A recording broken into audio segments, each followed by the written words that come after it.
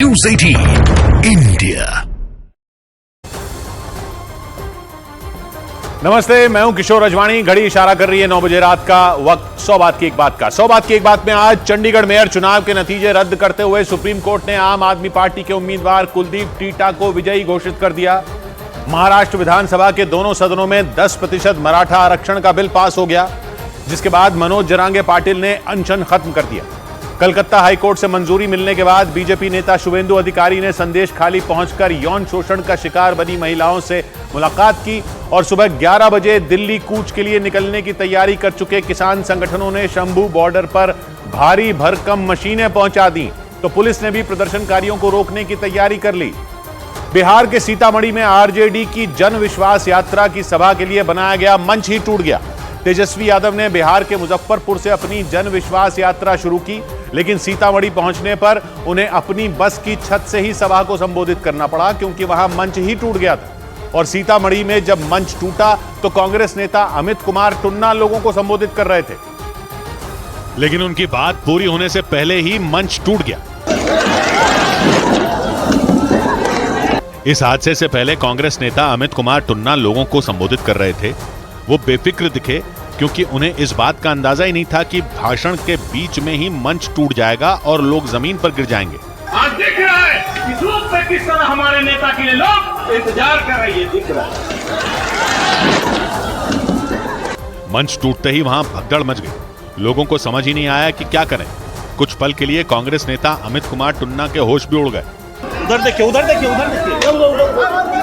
सीतामढ़ी में यह हादसा तेजस्वी की जन विश्वास यात्रा के पहुंचने से कुछ देर पहले ही हुआ और इसलिए आयोजकों के सामने चुनौती खड़ी हो गई, क्योंकि उन्हें समझ ही नहीं आया कि बिना मंच के तेजस्वी का भाषण कैसे होगा।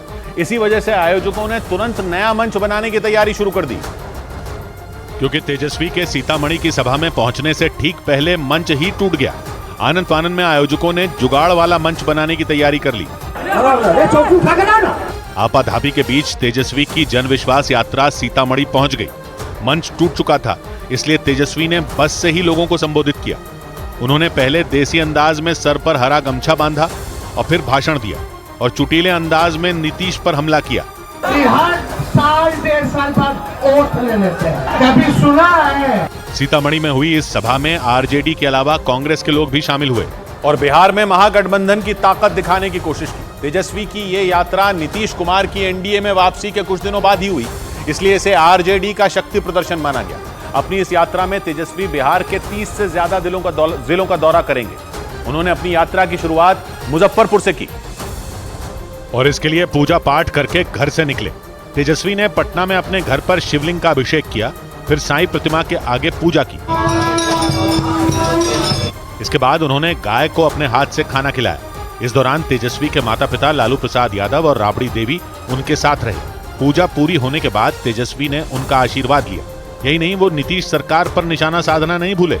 नीतीश जी के पास कोई विजन नहीं है, ना ही गठबंधन बनने का कोई रीजन है। पूजा पाठ के बाद तेजस्वी ने अपनी बेटी के साथ समय बिताया। वो उसके साथ खेलते और उसे पुचकारते नजर आए, क्योंकि कुछ दिनों के लिए तेजस्वी अपने घर और बेटी से दूर रहने वाले हैं और बेटी के साथ खेलकर तेजस्वी ने वो कमी पूरी करने की कोशिश की। अभी तो ढूंढती रहती है पापा को।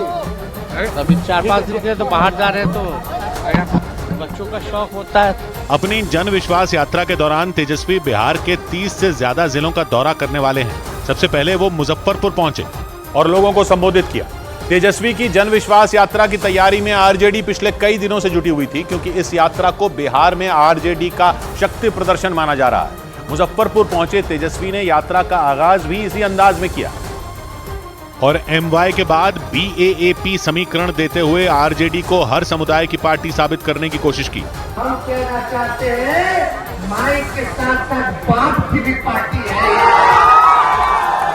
लेकिन तेजस्वी के इस नए बयान पर बीजेपी ने तंज कस दिया। एवरवेशन के खेल में वो कुछ भी क्लियर करें, लेकिन ये स्पष्ट है कि राष्ट्रीय जनता दल उनके माई बाप की ही पार्टी है। मुजफ्फरपुर में बोलते हुए तेजस्वी ने बताया कि बीएएपी बाप में बी का मतलब बहुजन, पहले ए का मतलब अगड़ा, दूसरे ए का मतलब आबादी और पी का मतलब पुअर यानी गरीब है। लेकिन इस बयान पर तेजस्वी की यात्रा के पहले ही दिन सियासी पारा चढ़ गया। उधर महाराष्ट्र विधानसभा में मराठा आरक्षण बिल सर्वसम्मति से पास हो गया। इस बिल में मराठा समुदाय के लोगों को नौकरियों और शिक्षा में 10% आरक्षण देने का प्रावधान किया गया। विधानसभा से पास होने के बाद इस बिल को महाराष्ट्र के विधान परिषद में पेश किया गया। राज्यपाल की मुहर के बाद यह बिल कानून बन जाएगा और कानून बनते ही आरक्षण के लिए लंबी लड़ाई लड़ रहे मराठा समुदाय के लोगों की मांग पूरी हो जाएगी। महाराष्ट्र सरकार ने मराठा आरक्षण बिल पर चर्चा के लिए विधानसभा का एक दिन का विशेष सत्र बुलाया। सत्र के दौरान सदन में मराठा समुदाय के लिए 10% आरक्षण का मसौदा रखा, जिसे सर्वसम्मति से पास कर दिया गया। मराठा आरक्षण बिल अगर कानून बन जाता है तो मराठा समुदाय के लोगों को शिक्षा और सरकारी नौकरियों में 10% आरक्षण मिलेगा। विधानसभा में मुख्यमंत्री एकनाथ शिंदे ने दावा किया कि उन्होंने मराठा समुदाय के लोगों से जो वादा किया था उसे पूरा किया। उन्होंने भरोसा दिया कि मराठा समुदाय को दिए जाने वाले आरक्षण से किसी दूसरे का नुकसान नहीं होगा। ओबीसी आणि इतर समाजावर कुठलाही अन्याय न करता, धक्का न लावता आरक्षण देण्याचं। मराठा आरक्षण के लिए आंदोलन करने वाले मराठा नेता मनोज जरांगे पाटिल ने महाराष्ट्र सरकार के फैसले का स्वागत किया। हालांकि उन्होंने इस बात की भी आशंका जताई कि सुप्रीम कोर्ट इस फैसले को नहीं मानेगी, क्योंकि एक दशक में ये तीसरी बार है जब महाराष्ट्र में राज्य सरकार ने मराठा समुदाय के आरक्षण के लिए सदन में बिल पेश किया हो। लेकिन हर बार रिजर्वेशन कोटा 50% से ज्यादा होने की वजह से इस बिल को कानूनी चुनौतियों का सामना करना पड़ा। हालांकि आने वाली कानूनी चुनौतियों की परवाह किए बिना विधानसभा से आरक्षण बिल पास होने पर मराठा समुदाय के लोगों ने जमकर जश्न मनाया। मुंबई में सड़क पर इकट्ठा मराठा समुदाय के लोग ढोल बजाकर नाचते और झूमते दिखे। जश्न के दौरान लोगों ने जमकर गुलाल भी उड़ाया। मराठा समुदाय के लोगों के मुताबिक करीब 4 दशक से चल रहा संघर्ष अब सफल होता दिख रहा है। हालांकि महाराष्ट्र में मराठा समुदाय को 10% आरक्षण दिया जाना उतना आसान भी नहीं रहने वाला, क्योंकि राज्य में 52% आरक्षण पहले से है और 10% मराठा आरक्षण जुड़ने से आरक्षण की सीमा 62% हो जाएगी। यानी मराठा आरक्षण बिल एक बार फिर कानूनी दांवपेच में फंस सकता है। विपक्षी दलों ने भी इस बात की आशंका जताई। 2018 में भी हुआ था, टिका नहीं था, आज भी ये टिकने वाला नहीं है। 2018 में भी महाराष्ट्र सरकार ने महाराष्ट्र राज्य आरक्षण अधिनियम लागू किया था, जिसमें मराठा समुदाय को शिक्षा और नौकरियों में आरक्षण देने का प्रावधान था। मामला कोर्ट में पहुंच गया था। बॉम्बे हाई कोर्ट ने सरकार के फैसले को सही ठहराया था, लेकिन बाद में सुप्रीम कोर्ट ने मराठा आरक्षण को असंवैधानिक करार देते हुए फैसला रद्द कर दिया था। लेकिन एक बार फिर महाराष्ट्र की एकनाथ शिंदे सरकार ने विधानसभा में मराठा आरक्षण बिल पेश किया और उसे सर्वसम्मति से पास करा लिया। विधानसभा से मराठा आरक्षण बिल पास होने के बाद मराठा समुदाय के लोग जश्न में डूबे दिखाई दिए। विधानसभा के बाहर इकट्ठा लोगों ने भगवा झंडा लहराया और जमकर नारेबाजी की। इस दौरान कुछ लोग हाथों में मुख्यमंत्री एकनाथ शिंदे का पोस्टर लेकर जश्न मनाते और एक दूसरे पर रंग और गुलाल उड़ाते दिखे और ऐसा लगा जैसे विधानसभा के बाहर लोग होली मना रहे हों। विधानसभा से मराठा आरक्षण बिल पास होने की खुशी में मराठा समुदाय के लोगों ने जमकर गुलाल उड़ाया। जश्न में शामिल होने के लिए महाराष्ट्र के मुख्यमंत्री एकनाथ शिंदे और डिप्टी सीएम देवेंद्र फडणवीस भी विधानसभा के बाहर आ गए। जश्न मना रहे लोगों ने मुख्यमंत्री और उप मुख्यमंत्री को फूलों की एक बड़ी सी माला पहनाई। मराठा समुदाय के लोगों के बीच थोड़ी देर रुकने के बाद मुख्यमंत्री अपनी गाड़ी में सवार होकर चले गए, लेकिन लोगों ने विधानसभा के सामने वाली सड़क पर काफी देर तक जश्न मनाया। विधानसभा में 10% आरक्षण का बिल पास होने की खुशी मना रहे मराठा समुदाय के लोगों ने विधानसभा के सामने पटाखे भी फोड़े। लेकिन महाराष्ट्र विधानसभा से मराठा आरक्षण बिल पास होते ही महाराष्ट्र में मुसलमानों को 5% आरक्षण देने की मांग उठ गई।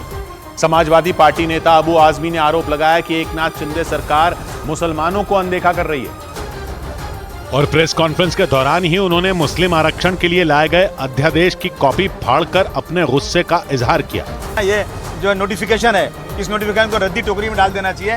जब इससे कोई फायदा नहीं है, जब कुछ इससे हो नहीं रहा है, तो मतलब क्या इसका होता है? सरकार ने बनाया था ये हमने नहीं बनाया था। लेकिन मुसलमानों का जो रिजर्वेशन है उस पर सरकार न तो चर्चा करने को तैयार है, न तो देने को तैयार है। 2014 में महाराष्ट्र सरकार ने मुस्लिमों को 5% आरक्षण देने का फैसला किया था। महाराष्ट्र में उस वक्त के राज्यपाल शंकर नारायणन ने एक अध्यादेश भी जारी किया था, लेकिन मामला उसके बाद ठंडे बस्ते में चला गया। इसी से भड़के समाजवादी पार्टी के नेता अबू आजमी और रईस शेख ने महाराष्ट्र विधानसभा के बाहर अपनी आवाज बुलंद की। विधानसभा की कार्यवाही शुरू होने से पहले दोनों नेताओं ने अपने हाथों में एक पोस्टर लेकर प्रदर्शन किया। पोस्टर पर मुस्लिम समुदाय को 5% आरक्षण दिए जाने के समर्थन में बातें लिखी हुई दिखाई दी। उधर संदेश खाली पर चल रहे सियासी संग्राम के बीच बीजेपी नेता शुवेंदु अधिकारी ने वहां की आदिवासी महिलाओं से मुलाकात की। वो कलकत्ता हाईकोर्ट के आदेश के बाद संदेश खाली पहुंचे। एक दिन पहले ही अदालत से उन्हें इसकी इजाजत मिली थी और इसके तुरंत बाद बंगाल सरकार ने इस आदेश के खिलाफ याचिका दाखिल कर दी थी। और इसीलिए शुभेंदु अधिकारी की संदेश खाली में एंट्री से पहले खूब बवाल हुआ। संदेश खाली में एंट्री वाले रास्ते पर बैरिकेडिंग कर दी गई, पुलिस वाले भी खड़े हो गए। शुभेंदु ने एक दिन पहले आया कोर्ट का आदेश दिखाया और संदेश खाली जाने पर अड़ गए। इसके बाद संदेश खाली के एंट्री पॉइंट पर धक्का मुक्की शुरू हो गई। देखिए एक बार धक्का मुक्की हो रही है पुलिस वालों के साथ। देखिए तस्वीरें यहाँ पर सीधी। इससे पहले शुभेंदु अधिकारी ने सड़क पर बैठकर धरना दिया। करीब 1 घंटे तक वो संदेश खाली में एंट्री के लिए नारे लगाते रहे। ममता पुलिस हाय हाय। नारों के जरिए शुभेंदु ने शाहजहां शेख के फरार होने का मामला भी उठाया। उन्होंने संदेश खाली की महिलाओं का मुद्दा उठाते हुए ममता सरकार को आड़े हाथ लिया। शुभेंदु अधिकारी सुबह सुबह संदेश खाली रवाना हुए, लेकिन पुलिस ने उन्हें रास्ते में रोक दिया। इसके बाद शुभेंदु अधिकारी ने उन्हें कोर्ट का आदेश भी दिखाया, लेकिन पुलिस ने उन्हें अंदर जाने से रोक दिया। शुभेंदु ने इसीलिए धरना दिया। उन्होंने ऐलान किया कि करीब 1 घंटे तक वो इंतजार करेंगे और अगर उन्हें संदेश खाली नहीं जाने दिया गया तो फिर वो अदालत का रुख करेंगे। लेकिन इसी बीच कलकत्ता हाई कोर्ट की डिवीजन बेंच ने शुभेंदु अधिकारी और बीजेपी नेता शंकर घोष को संदेश खाली जाने की इजाजत दे दी और शुभेंदु अधिकारी विजयी मुस्कान लिए संदेश खाली की सीमा में दाखिल हुए। शुभेंदु अधिकारी जीत हुई, शुभेंदु दा जीत हुई, आपकी जीत हुई, आप ये बैरिकेड लांघ पाए, आपकी जीत हुई। उत्तर 24 परगना के धामाखाली से आदिवासी समुदाय के गांव तक जाने के लिए वो नाव पर सवार हुए और संदेश खाली पहुंचे। वो पैदल ही संदेश खाली की सड़कों पर निकल पड़े। इसके बाद लोगों की भीड़ उमड़ आई। आदिवासी समुदाय की कई महिलाओं ने तो उनके पैर छू लिए, कुछ महिलाओं ने तो शुभेंदु को तिलक भी लगाया। इसके बाद शुभेंदु अधिकारी उन महिलाओं से मिलने पहुंचे जिन्होंने टीएमसी नेता शाहजहां शेख पर गंभीर आरोप लगाए थे और शाहजहां शेख की गिरफ्तारी नहीं होने पर ममता सरकार के खिलाफ मोर्चा खोल दिया था। शाहजहां शेख के संदेश खाली के घर पर ईडी ने 5 जनवरी को छापा मारा था। इसी के बाद से शाहजहां शेख की तलाश चल रही है। यही नहीं, इस दौरान उन पर संदेश खाली की कई महिलाओं ने गंभीर आरोप लगाए थे और शुभेंदु अधिकारी के संदेश खाली पहुंचने पर ये महिलाएं उनसे मिली। आदिवासी महिलाओं से घिरे शुभेंदु ने एक महिला के पैर भी छुए। इसके बाद उन्होंने इन महिलाओं के न्याय की लड़ाई लड़ने का भरोसा दिया और संदेश खाली जिंदाबाद के नारे लगाए।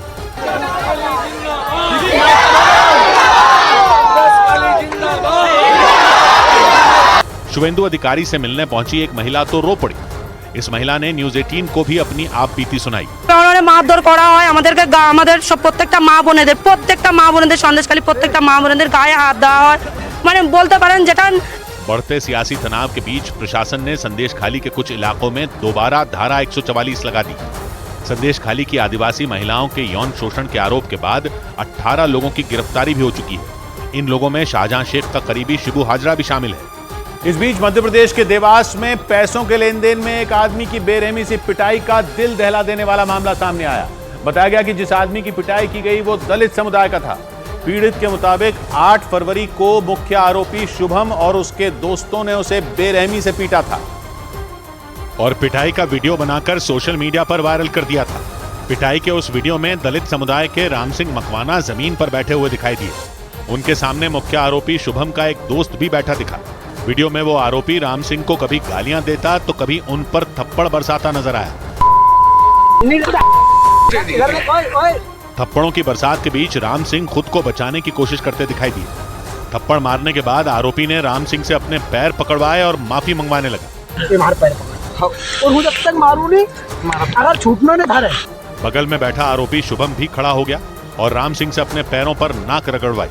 इसके बाद दूसरे आरोपी ने अजीब हरकतें करते हुए राम सिंह पर थप्पड़ों की बारिश कर दी। बोला आई लव यू तू होता है, बोला आई लव यू तू, हाथ नीचे। उस आरोपी का इतने से भी मन नहीं भरा तो उसने अपना जूता निकाला और गालियां देते हुए राम सिंह के मुंह पर दे मारा। जबकि वहां मौजूद दूसरे आरोपियों ने भी लात घूंसों से पीड़ित राम सिंह पर हमला कर दिया और इसके बाद आरोपियों ने राम सिंह मकवाना के कपड़े उतारकर पिटाई करने की कोशिश भी की।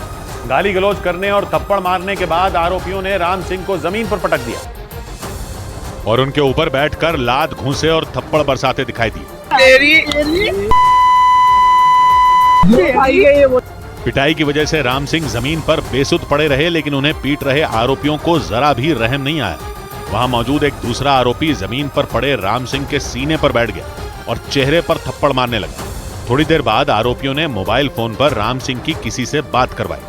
बातचीत के दौरान राम सिंह आरोपियों को 5 लाख रुपए देने की बात कहते दिखाई दिए।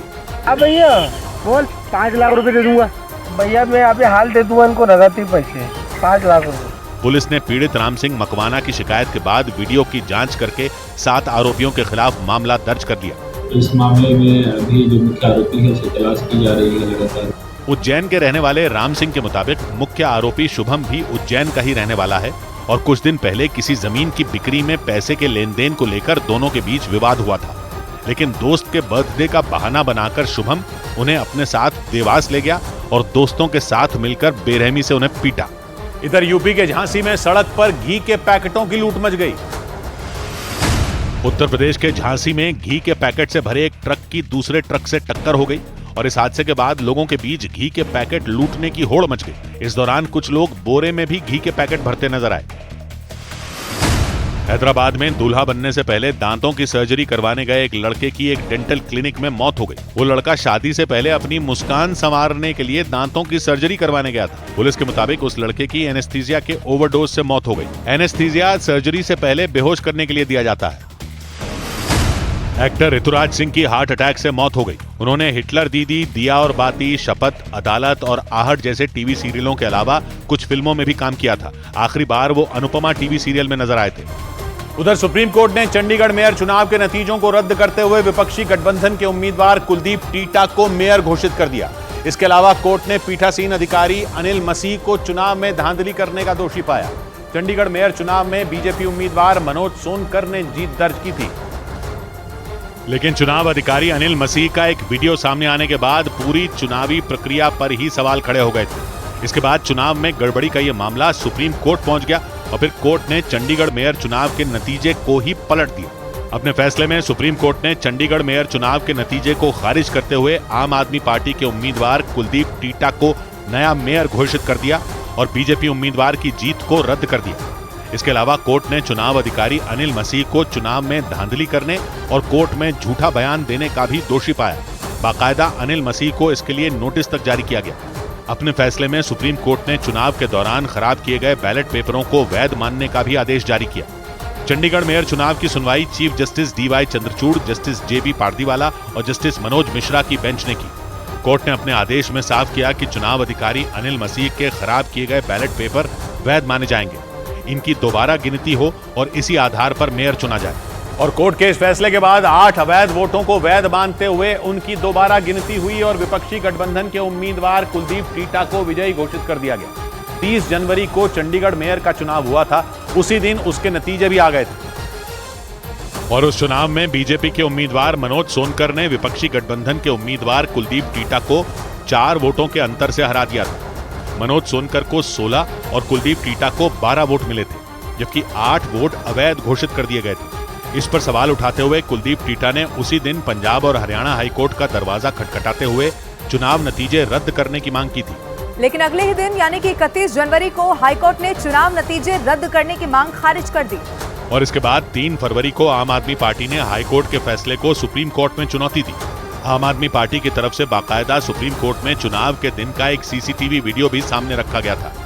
30 जनवरी के उस वीडियो में पीठासीन अधिकारी अनिल मसीह बैलेट पेपर पर कुछ लिखते नजर आए थे। इस वीडियो के आधार पर आम आदमी पार्टी ने अनिल मसीह पर बीजेपी के साथ मिलकर चुनाव में धांधली करने और उनके 8 वैध वोटों को अवैध करने का आरोप लगाया था। हालांकि 2 दिन पहले 18 फरवरी को बीजेपी के मेयर मनोज सोनकर ने अपने पद से इस्तीफा दे दिया था। वहीं सुप्रीम कोर्ट के इस फैसले के बाद आम आदमी पार्टी में खुशी की लहर दौड़ गई। मेयर चुनाव के नतीजे रद्द करने और कुलदीप टीटा को नया मेयर घोषित किए जाने के बाद चंडीगढ़ में आम आदमी पार्टी के कार्यकर्ताओं ने जमकर जश्न मनाया और वहां से आए एक वीडियो में आम आदमी पार्टी के समर्थक खुशी में जोर जोर से चिल्लाते नजर आए। ये जश्न चंडीगढ़ में मौजूद आम आदमी पार्टी के दफ्तर में मना। इसमें पार्टी की कुछ महिला कार्यकर्ता ताली बजाकर डांस करती भी दिखाई दी। उनके पीछे कई दूसरे कार्यकर्ता भी उनके साथ सुप्रीम कोर्ट के फैसले का स्वागत करते हुए नाचते नजर आए। इस दौरान उन लोगों ने वहां सुप्रीम कोर्ट के समर्थन में नारे भी लगाए।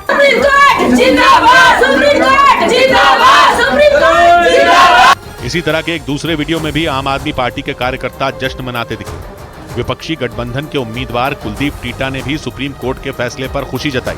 सुप्रीम कोर्ट ने माननीय अदालत ने लोकतंत्र को जिंदा रखने के लिए जो आज फैसला दिया वो ऐतिहासिक फैसला है।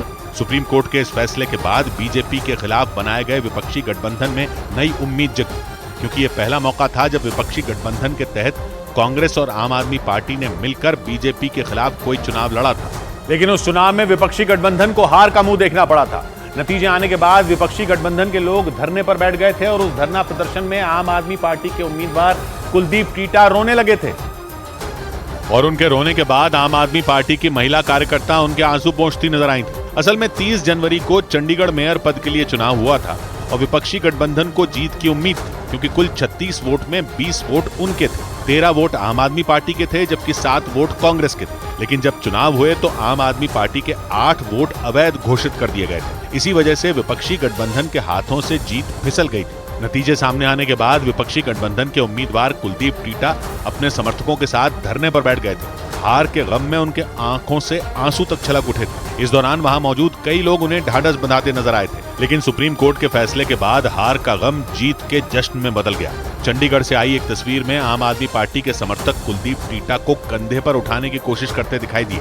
वहीं सुप्रीम कोर्ट के फैसले पर अरविंद केजरीवाल ने एक बार फिर बीजेपी को घेर लिया। उन्होंने चोरी कर लिया चुनाव, तो एक तरह से जनता की हार हो गई थी, लेकिन अब जनता की जीत हुई है। अपनी प्रेस कॉन्फ्रेंस में अरविंद केजरीवाल ने एक बार फिर यह दावा किया कि किसी भी चुनाव में मिलकर बीजेपी को हराया जा सकता है।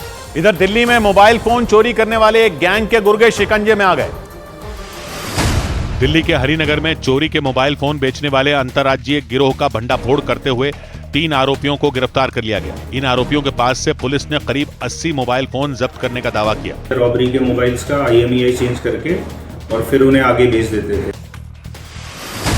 अंतरिक्ष में रिसर्च करने वाली संस्था इसरो मंगल ग्रह पर एक ड्रोन लैंडर भेजने की तैयारी में है। ये ड्रोन लैंडर मंगल ग्रह की सतह पर उतरेगा और वहां के वायुमंडल के बारे में जरूरी जानकारी जुटाएगा। पश्चिम बंगाल रणजी टीम के कप्तान मनोज तिवारी ने क्रिकेट के सभी फॉर्मेट से संन्यास ले लिया। उन्होंने बिहार के खिलाफ रणजी मैच के बाद यह ऐलान किया। मनोज तिवारी ने साल 2008 में भारतीय टीम में डेब्यू किया था। दक्षिण अफ्रीका में हुआ अंडर 19 क्रिकेट वर्ल्ड कप खेलकर मध्य प्रदेश के सीधी में अपने घर लौटे भारतीय टीम के उप कप्तान सौम्य पांडे का जोरदार स्वागत किया गया। इस वर्ल्ड कप में उन्होंने 7 मैचों में 18 विकेट लेकर भारत के लिए सबसे ज्यादा विकेट लेने का रिकॉर्ड बनाया। इस बीच केंद्र सरकार और किसानों के बीच बैठक में कोई सहमति नहीं बनने के बाद किसानों ने एक बार फिर दिल्ली कूच की हुंकार भर दी। हरियाणा और पंजाब के बीच शंभू बॉर्डर पर डटे किसान एक बार फिर दिल्ली जाने की कोशिश करेंगे और उन्होंने बॉर्डर पर पुलिस की तरफ से बनाई गई सीमेंट की दीवारों को तोड़ने का भी इंतजाम कर लिया। शंभू बॉर्डर पर किसानों ने मिट्टी खोदने वाली भारी भरकम मशीनें मंगवा ली। इन मशीनों को खास तरह से तैयार किया गया। मिट्टी खोदने वाली मशीनों को किसी बख्तरबंद गाड़ी की तरह सुरक्षित बना दिया गया। जेसीबी के टायर को किसी भी तरीके से बस्ट या पंचर न किया जा सके, उसके लिए बाकायदा मोटी लोहे की शीट यहाँ पर लगाई गई है। किसानों ने इन मशीनों के करीब हर हिस्से को लोहे की शीट से कवर कर दिया ताकि पुलिस के साथ आमना सामना होने पर उन पर किसी तरह से असर न हो। इतना ही नहीं, दिल्ली कूच से पहले किसान शंभू बॉर्डर पर पोकलेन मशीन भी लेकर पहुंच गए। ये वो मशीन होती है जिसका इस्तेमाल बहुत बड़े बड़े गड्ढे या तालाब की खुदाई के लिए किया जाता है। किसानों ने इस मशीन को भी लोहे की शीट से पूरी तरह ढक दिया। शंभू बॉर्डर पर कुछ किसान इस मशीन के ऊपर चढ़कर नारेबाजी करते नजर आए। किसानों ने सैकड़ों की संख्या में ट्रैक्टर भी वहां इकट्ठे कर लिए।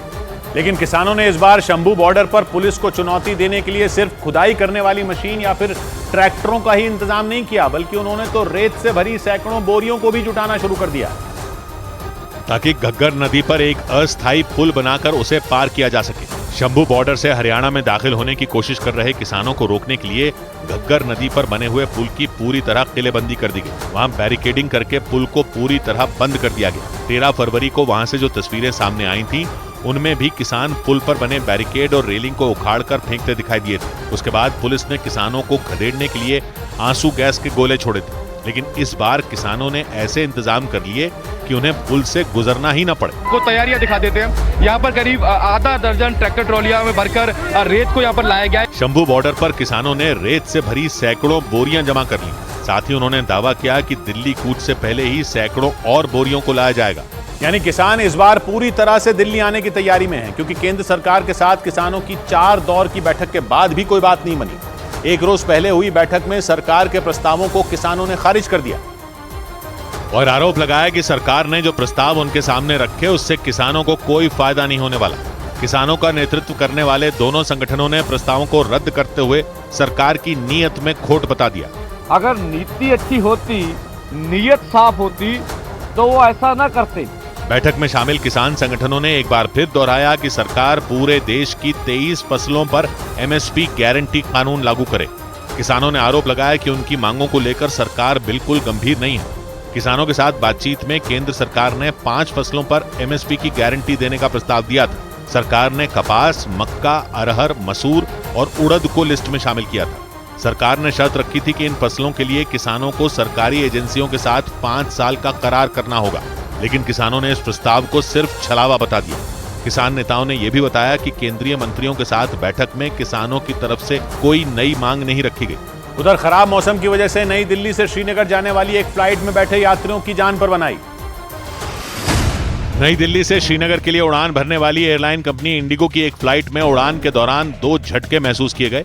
इसके बाद उस फ्लाइट में बैठे लोगों की जान हलक में अटक गई। इंडिगो के मुताबिक खराब मौसम की वजह से ऐसा हुआ। हालांकि श्रीनगर एयरपोर्ट पर विमान की सफल लैंडिंग कराई गई।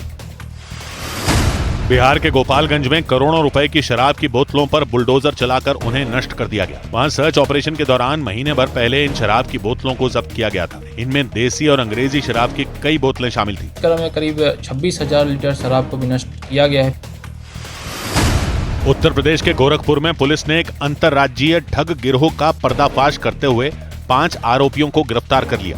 बताया गया कि उनमें इस गिरोह का सरगना भी शामिल है। पुलिस के मुताबिक ये सभी आरोपी सोशल मीडिया के जरिए पहले दोस्ती करते थे और फिर लोगों को रकम दुगनी करने का लालच देकर उनसे पैसे ठग लेते थे। इस तरीके की ठगी पिछली 15 साल से की जा रही है, लेकिन ये लोग कभी भी किसी के पकड़ में नहीं आए।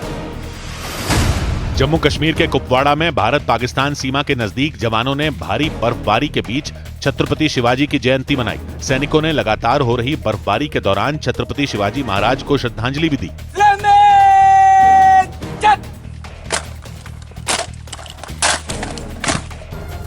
इस बीच भारत की सीमा के पास मौजूद नेपाल के बीरगंज में हुए बवाल के बाद पूरे शहर में अनिश्चितकाल के लिए कर्फ्यू लगा दिया गया।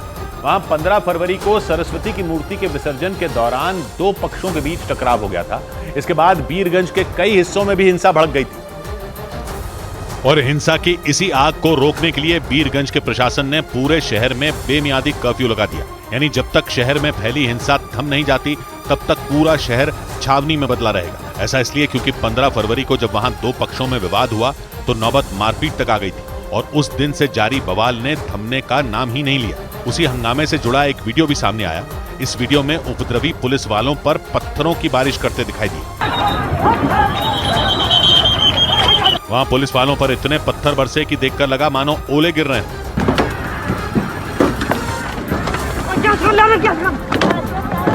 वीडियो में दिखा कि जब पत्थरबाजी बढ़ी तो पुलिस ने उपद्रवियों पर काबू पाने के लिए आंसू गैस के गोले दागे और जैसे ही वहां धुआं फैला भीड़ तितर बितर होनी शुरू हो गई। इसी जल्दबाजी में एक आरोपी भागकर पुलिस की तरफ ही आ गया। पुलिस को उम्मीद थी कि आंसू गैस के गोले दागने के बाद भीड़ वहां से पीछे हट जाएगी, लेकिन ऐसा हुआ नहीं, बल्कि वहां और लोग जुट गए और फिर तो वहां इतने पत्थर बरसे कि पुलिस वालों के ही पीछे हटने की नौबत आ गई थी। और ये पत्थरबाजी इसलिए हुई थी क्योंकि कुछ देर पहले वहां पुलिस ने जबरदस्त लाठीचार्ज कर दिया था। आरोप है कि वहां सरस्वती पूजा के बाद मूर्ति विसर्जन करने जा रहे हिंदू पक्ष के लोगों को रोका गया था और उसी के बाद वहां बवाल शुरू हो गया था। और फिर तो ये बवाल देखते ही देखते दंगे में बदल गया था। वहां से आए एक वीडियो में सैकड़ों लोग झंडे लहराते हुए नारेबाजी करते सुनाई दिए थे। इस दौरान एक लड़के ने खंबे पर लगे भगवा रंग के एक झंडे को खींचकर निकाला और उसे जमीन पर फेंक दिया था। इसके बाद वो गुस्सा जाहिर करने के लिए उस पर डंडे मारता दिखा था। आरोप लगाया गया कि हिंदू पक्ष के लोग वहां से सरस्वती की मूर्ति लेकर निकल रहे थे, तभी दूसरे पक्ष के लोगों ने स्पीकर की तेज आवाज होने की शिकायत की। इसके बाद दोनों पक्षों के बीच पहले बहस हुई और फिर नौबत मारपीट तक आ गई थी। और नेपाल के बीरगंज में जमकर बवाल हुआ था क्योंकि सोशल मीडिया पर यह खबर और इससे जुड़े वीडियो आग की तरह फैल गए। और फिर तो रैली के बदले रैली निकाली गई और झंडों का बदला लेने के लिए झंडे और पोस्टर फाड़े गए। लेकिन ये बवाल तब बढ़ गया था जब दोनों तरफ के लोगों का आमना सामना हुआ। इसके बाद वहां जोरदार बवाल हुआ और पुलिस ने इसे संभालने के लिए वहां लाठीचार्ज कर दिया था। इसका असर यह हुआ कि वहां भगदड़ मच गई क्योंकि जब पुलिस ने डंडे बरसाने शुरू किए तो लोग बचने के लिए यहां वहां भागते दिखाई दिए थे। हालत ऐसी हो गई थी कि प्रदर्शन कर रहे सैकड़ों लोग सेकंडों के अंदर वहां से गायब हो गए। कोई सड़क से भागा तो किसी ने लोहे के पाइपों को लांघकर फुटपाथ पर दौड़ लगा दी थी। आरोप है कि जैसे ही हिंदू पक्ष की यात्रा वहां की एक मस्जिद के सामने पहुंची थी, वहां से पत्थर चलने शुरू हो गए थे और इसी पत्थरबाजी में दोनों पक्षों के लोगों समेत कई पुलिस वाले भी जख्मी हुए थे। इसके बाद वहां लाठीचार्ज किया गया था, लेकिन जब पुलिस उन उपद्रवियों को खदेड़ते हुए उनके पीछे भागी तो उन्होंने दुगनी ताकत से हमला कर दिया था और इतने पत्थर बरसाए कि पुलिस वालों के भी पसीने छूट गए थे। ये घटना 15 फरवरी की बताई गई। खबर है कि इस हंगामे की वजह से ही वो मूर्ति करीब 3 दिन तक वहीं पड़ी रही और उस पूरे इलाके में करीब 1000 से ज्यादा जवान तैनात कर दिए गए। साथ ही वहां के हालात संभलने तक प्रशासन ने पूरे शहर में कर्फ्यू लगा दिया। उधर राजस्थान के अजमेर में बस के टायर में हवा भरते वक्त एक बड़ा हादसा हो गया। राजस्थान के अजमेर में एक बस का टायर फटने से ड्राइवर की दर्दनाक मौत हो गई। बस के टायर में हवा भरने के दौरान दिल दहला देने वाला यह हादसा हुआ। पिछले कुछ दिनों से नाराज चल रहे स्वामी प्रसाद मौर्य ने समाजवादी पार्टी की प्राथमिक सदस्यता के साथ ही विधान परिषद की सदस्यता से भी इस्तीफा दे दिया। प्याज की कीमतों को कंट्रोल करने के लिए केंद्र सरकार ने साफ कर दिया कि 31 मार्च तक प्याज के निर्यात पर रोक जारी रहेगी। सरकार ने पिछले साल 8 दिसंबर को प्याज एक्सपोर्ट करने पर बैन लगा दिया था। इस बीच जम्मू कश्मीर में पहाड़ों पर हो रही भारी बर्फबारी की वजह से वहां रहने वाले लोगों का जीना मुहाल हो गया, क्योंकि आसमान से लगातार गिर रही बर्फ से वहां की कई सड़कें बंद हो गई। सड़कों पर बर्फ गिरने से फिसलन इतनी ज्यादा बढ़ गई कि उन पर गाड़ी चलाना तक मुश्किल हो गया और कई सड़कों पर तो बर्फ जमा होने से लंबा जैम लग गया। जम्मू कश्मीर के अनंतनाग से जो तस्वीरें सामने आई, उनमें एक तस्वीर में वहां की एक सड़क पर कई लोग बर्फबारी में फंसी गाड़ियों को धक्का लगाते नजर आए। न सिर्फ गाड़ियों के ड्राइवर बल्कि सुरक्षा बल के जवान भी गाड़ियों को धक्का देकर उनकी मदद करते दिखे। बर्फबारी की वजह से सड़कों पर फिसलन बढ़ गई और उसकी वजह से उन पर गाड़ी चलाना मुश्किल हो गया। इसी तरह की एक दूसरी तस्वीर बारामूला जिले के तनमर्ग से सामने आई। वहां से आई एक तस्वीर में एक होटल के बाहर खड़ी गाड़ियां बर्फ के नीचे दबी नजर आई। गाड़ियों की छतों पर कई इंच मोटी बर्फ जमी दिखाई दी। आप देख सकते हैं ये गाड़ियां यहाँ पे बर्फ के नीचे हैं। इससे अंदाजा लगाया जा सकता है कि अलग अलग इलाकों में कितनी बर्फबारी हुई है। पिछले कुछ दिनों से इस केंद्र शासित प्रदेश के कई जिलों में करीब 3 फीट तक बर्फबारी हुई और उसकी वजह से उन इलाकों में सब कुछ ठप हो गया। त्राल जिले में तो आसमान से इतनी ज्यादा बर्फ गिरी कि एक तस्वीर में दिखा कि उस बर्फ में दूल्हे के साथ कुछ बाराती फंस गए। बाद में सेना के जवानों ने उन्हें रेस्क्यू किया। लेकिन सिर्फ जम्मू कश्मीर ही नहीं बल्कि हिमाचल प्रदेश में भी पिछले 2 दिन से हो रही बर्फबारी की वजह से वहां के लोगों की परेशानियां बढ़ गई। मौसम विभाग के मुताबिक लाहौल स्पीति में तो आसमान से 2.5 फीट से ज्यादा बर्फ गिरी और इसकी वजह से पूरा इलाका मानो बर्फ के नीचे ही दब गया। जहां तक नजर गई वहां तक बर्फ ही बर्फ नजर आई। वहां से आई एक तस्वीर में कुछ लोग एक मकान की छत पर चढ़कर बर्फ हटाते दिखाई दिए, क्योंकि डर यह था कि बर्फ के वजन से छत कहीं टूट न जाए। इसी तरह की एक दूसरी तस्वीर में सीमा सुरक्षा बल के जवान भी रास्ते से बर्फ हटाने में जुटे नजर आए। हालात ये रहे कि बर्फबारी की वजह से वहां की तमाम सड़कें बंद हो गईं। अटल टनल समेत दूसरे इलाकों में भी बर्फबारी से सब कुछ सफेद हो गया। हालांकि प्रशासन की बर्फ हटाने वाली गाड़ियां रास्ते को साफ करने में जुटी दिखी, लेकिन परेशानी ये रही कि जितनी बर्फ हटाई गई आसमान से उससे ज्यादा बर्फ गिरी। इसी वजह से प्रशासन के साथ साथ वहां रहने वाले लोगों की मुसीबतें बढ़ गईं। और तो और मौसम विभाग ने 2 दिन के लिए राज्य के ऊंचाई वाले इलाकों में भारी बर्फबारी का अलर्ट जारी कर दिया। यही नहीं, कुछ इलाकों में बर्फीले तूफान की भी आशंका जताई गई। और ऐसा हुआ तो वहां के हालात पटरी से उतर जाएंगे। लेकिन मौसम का मिजाज सिर्फ पहाड़ी राज्यों में नहीं बिगड़ा, बल्कि मैदानी इलाकों के हालात भी कुछ ऐसे ही नजर आए।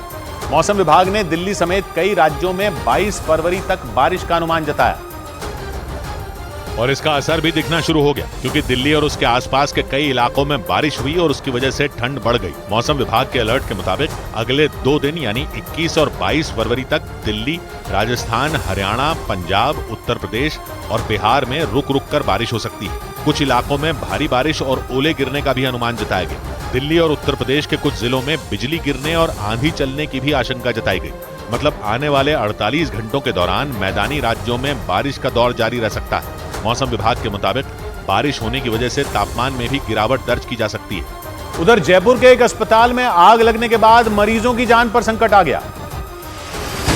जयपुर के सांगानेर इलाके में एक सरकारी अस्पताल में भीषण आग लगने से हड़कंप मच गया। इसके बाद उस अस्पताल में भर्ती मरीजों को आनन फानन में वहां से निकालकर सुरक्षित जगह पहुंचाया गया। गनीमत ये रही कि कोई भी इस आग की चपेट में नहीं आया।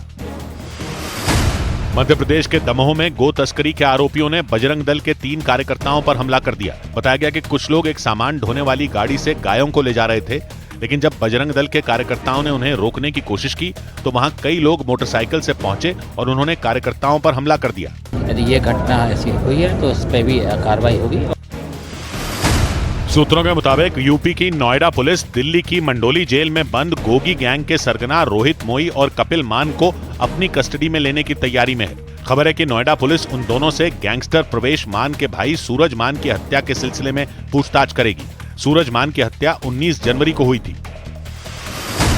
उत्तराखंड के मुख्यमंत्री पुष्कर सिंह धामी के अयोध्या जाने से पहले देहरादून में एक सांस्कृतिक कार्यक्रम का आयोजन किया गया। इस कार्यक्रम में शामिल होने के बाद मुख्यमंत्री अपनी कैबिनेट के 5 मंत्रियों के साथ अयोध्या पहुंचे और उन्होंने रामलला के दर्शन किए। इधर उत्तर प्रदेश के बाराबंकी में एक टोल प्लाजा से गुजरने के दौरान कांग्रेस के कार्यकर्ताओं पर बवाल करने का आरोप लगा।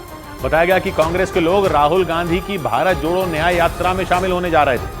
आरोप है कि बात तब बिगड़ गई जब वो लोग बिना पैसे दिए टोल प्लाजा से गुजरने पर अड़ गए और विरोध करने पर उन लोगों ने वहां काम करने वाले लोगों के साथ मारपीट शुरू कर दी। इसका एक वीडियो भी सामने आया। उसमें कई लोग टोल प्लाजा के सामने बीच सड़क पर मारपीट करते दिखाई दिए। आरोप लगा कि मारपीट करने वाले लोग कांग्रेस के कार्यकर्ता थे जिन्होंने वहां काम करने वाले कुछ कर्मचारियों की पिटाई कर दी। ये पूरा बवाल तब हुआ जब राहुल गांधी की भारत जोड़ो न्याय यात्रा में शामिल होने के लिए कांग्रेस कार्यकर्ताओं का एक काफिला वहां से गुजरने लगा। लेकिन बात तब बढ़ गई जब कांग्रेस के लोग बिना टोल दिए वहां से अपनी गाड़ियों को निकालने पर अड़ गए। एक दूसरे वीडियो में कुछ लोग सड़क पर उतरकर वहां से गाड़ियों को जबरन निकलवाते नजर आए। आरोप है कि जब टोल प्लाजा के कर्मचारियों ने इसका विरोध किया तो उन लोगों ने उन पर हमला कर दिया। इस घटना की वजह से वहां अफरा तफरी मच गई। काफी देर तक वहां हंगामा होता रहा। हालांकि बाद में किसी तरह मामले को शांत कराया गया। लेकिन खबर है कि इस घटना में टोल प्लाजा का एक कर्मचारी बुरी तरह घायल हो गया। इस बीच गृह मंत्री के खिलाफ आपत्तिजनक टिप्पणी के आरोप से जुड़े एक मामले में राहुल गांधी को जमानत मिल गई। राहुल को उत्तर प्रदेश के सुल्तानपुर की एमपी एमएलए कोर्ट से जमानत मिली। उन्हें 25-25 हजार के 2 निजी मुचलकों पर जमानत दी गई। राहुल गांधी पर करीब 5 साल पहले कर्नाटक में गृह मंत्री के खिलाफ आपत्तिजनक टिप्पणी करने का आरोप लगा था। और इसी मामले में पेशी के लिए राहुल गांधी उत्तर प्रदेश के सुल्तानपुर की एमपी एमएलए कोर्ट पहुंचे। वहां उन्हें देखने के लिए भीड़ उमड़ आई। समर्थकों ने राहुल की गाड़ी को घेर लिया। इस चक्कर में राहुल कुछ देर गाड़ी में ही बैठे रहे। थोड़ी देर बाद वो गाड़ी से उतरे और उन्हें देखते ही नारेबाजी शुरू हो गई। समर्थकों के बीच से होते हुए राहुल अदालत के अंदर चले गए, लेकिन कोर्ट के बाहर खड़े उनके समर्थक नारे लगाते रहे। गृह मंत्री के खिलाफ आपत्तिजनक टिप्पणी करने के आरोप में पेशी के कुछ ही देर बाद राहुल गांधी को 25-25 हजार के 2 निजी मुचलकों पर जमानत मिल गई। यानी राहुल गांधी को उस अदालत से राहत मिल गई जिसे सांसदों और विधायकों के खिलाफ चल रहे मामलों की सुनवाई के लिए बनाया गया था। मामले की अगली सुनवाई 2 मार्च को होगी। कोर्ट से राहुल गांधी को अगली पेशी के लिए छूट भी मिल गई, क्योंकि उनके वकील ने अदालत में राहुल गांधी के व्यस्त कार्यक्रम का हवाला दिया। सुल्तानपुर की एमपी एमएलए कोर्ट में पेशी के लिए भी वो अमेठी में यात्रा बीच में छोड़कर पहुंचे। उधर मुंबई में पार्किंग में खड़ी कई मोटरसाइकिलें अचानक आग की लपटों में गिर गईं। मुंबई के बोरीवली इलाके में एक मैदान में खड़ी कई गाड़ियों में अचानक आग लग गई। कुछ ही देर में कई गाड़ियां इस आग में जलकर राख हो गईं। हैदराबाद की एक इंजीनियर को 84,000 रुपए बतौर रिश्वत लेने के आरोप में गिरफ्तार कर लिया गया। एसीबी यानी एंटी करप्शन ब्यूरो ने एक आदमी की शिकायत के बाद ये कार्रवाई की। पकड़े जाने के बाद आरोपी इंजीनियर का फूट फूट कर रोने वाला वीडियो सोशल मीडिया पर वायरल हो गया। उत्तराखंड के हल्द्वानी में हिंसा प्रभावित बनभूलपुरा इलाके से कर्फ्यू पूरी तरह से हटा लिया गया। बनभूलपुरा में 12 दिन पहले एक अवैध मदरसे को गिराने के बाद हुई हिंसा के बाद वहां कर्फ्यू लगा दिया गया था। इस बीच बिहार की राजधानी पटना के बिहटा इलाके में अवैध वसूली के लिए कुछ बदमाशों ने एक होटल कारोबारी के घर पर जमकर उत्पात मचाया। आरोप है कि पैसे नहीं देने से नाराज उन बदमाशों ने उस कारोबारी के घर पर फायरिंग कर दी। इस घटना की वजह से उस इलाके में रहने वाले लोग खौफ से भर गए, क्योंकि शाम करीब 7:30 बजे 3 बदमाश अमरेंद्र उर्फ मंटू कुमार नाम के होटल कारोबारी के घर के सामने तांडव करते दिखाई दिए। इस घटना का जो वीडियो सामने आया उसमें एक बदमाश अमरेंद्र के घर पर ताबड़तोड़ गोलियां दागता दिखा, जबकि उसके साथ ही कारोबारी की कार को पत्थर मारकर तोड़ते नजर आए। उस कारोबारी के घर पर कई गोलियां चलाने के बाद वो बदमाश एक पत्थर लेकर उनकी कार को तोड़ने में जुट गया। इस दौरान वो लगातार गाली भी देता रहा, लेकिन इतने पर ही उसका गुस्सा शांत नहीं हुआ। कार तोड़ने के बाद उसने फिर एक गोली चलाई जो घर में लगे सीसीटीवी कैमरे के नजदीक लगी। वो बदमाश गाली देते हुए बार बार अमरेंद्र को घर से बाहर आने के लिए ललकारता रहा। बाद में वो एक बार फिर पत्थर लेकर उनकी गाड़ी पर टूट पड़ा। सरकार पुलिस के आप मर्डर निकल हो आप वोट तक मार दबाओ। आरोप है कि इन बदमाशों ने कुछ रोज पहले कारोबारी अमरेंद्र से लाखों रुपए की डिमांड की थी और जब उन्होंने पैसे नहीं दिए, आरोपियों ने उन्हें डराने के लिए उनके घर पर फायरिंग और तोड़फोड़ की। इस घटना के बाद अमरेंद्र ने सौरभ कुमार नाम के बदमाश समेत 6 लोगों पर केस दर्ज करवा दिया। उधर केरल के वायनाड में हाथियों के हमलों के बढ़ते मामलों के विरोध में यूथ कांग्रेस के कार्यकर्ताओं ने वहां के वन मंत्री को घेर लिया। वो मंत्री के काफिले के आगे पहुंच गए, उन्हें काले झंडे दिखाए।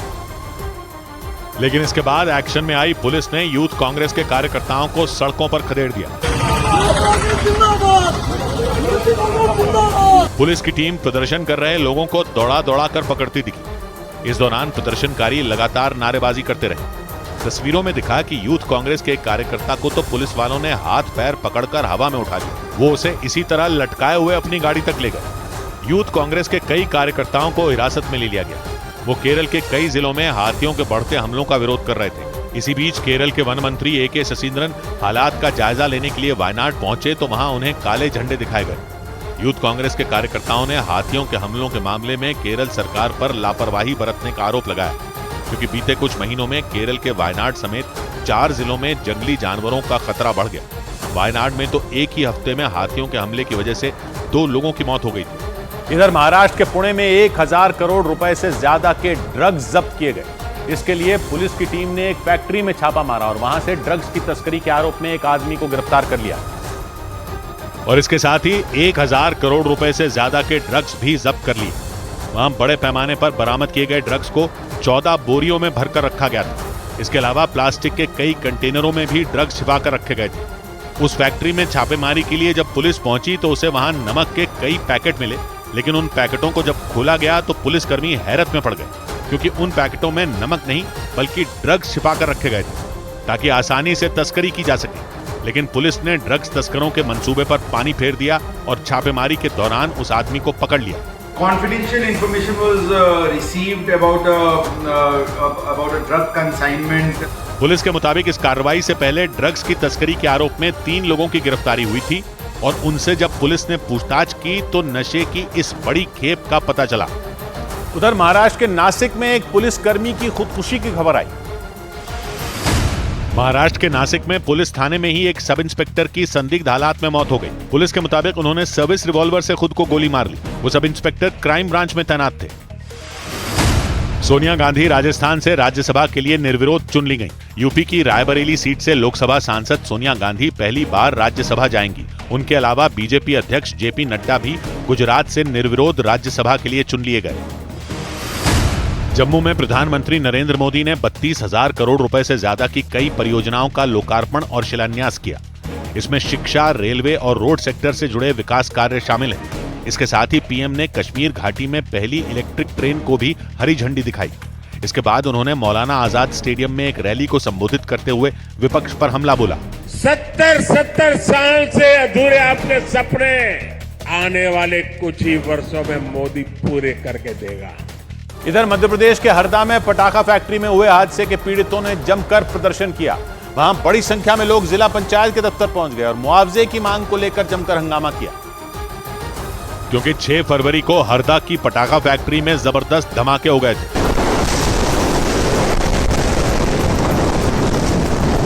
ये धमाके इतने भीषण थे कि इनमें 11 से ज्यादा लोगों की जान चली गई थी और 74 से ज्यादा लोग झुलस गए थे। भयंकर धमाकों ने फैक्ट्री नहीं बल्कि आसपास के इलाके को भी अपनी जद में ले लिया था और फैक्ट्री से उठती आग की लपटों ने कई घरों को पूरी तरह तबाह कर दिया था। इस दर्दनाक हादसे के बाद प्रशासन ने हादसे के पीड़ितों को मुआवजा देने का भरोसा दिया था, लेकिन 2 हफ्तों से ज्यादा वक्त बीत जाने के बाद उन पीड़ितों ने सरकार पर मुआवजा न देने का आरोप लगा दिया।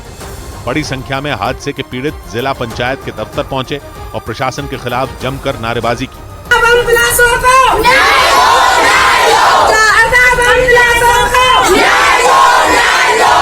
वहां विरोध जताने पहुंचे पीड़ितों को अधिकारी कुछ समझाते नजर आए, लेकिन मुआवजे की मांग पर वो लोग अड़े रहे। मकान क्षति हुई है उसका 1,25,000 रुपए नए सामान के दे चुके हैं। अधिकारियों के मुताबिक कई पीड़ितों को मुआवजा दिया जा चुका है और बाकी लोगों तक भी प्रशासन की तरफ से जल्द मदद राशि पहुंचाई जाएगी। इधर तेलंगाना के करीमनगर में आग लगने के बाद कई सिलेंडरों में हुए धमाकों ने डरा कर रख दिया। वहां रिहायशी इलाके में अचानक चिंगारी भड़की और देखते ही देखते एक इमारत के पीछे करीब 20 झोपड़ियां जलकर राख हो गई और भयंकर आग लगने की वजह से उस इमारत के पीछे का हिस्सा ज्वालामुखी की तरह धधकता हुआ नजर आया। इस दौरान वहां से भीषण धमाके की आवाज सुनाई दी। ऐसा लगा मानो पटाखों की किसी फैक्ट्री में आग लग गई हो, क्योंकि आग की खौफनाक लपटों के बीच काफी देर तक वहां जोरदार धमाके होते रहे। बताया गया कि वहां कई सिलेंडर रखे हुए थे और जैसे ही आग उन सिलेंडरों तक पहुंची उनमें एक एक कर ब्लास्ट होता रहा और सिलेंडरों में हो रहे ब्लास्ट की वजह से आग और तेजी से फैल गई।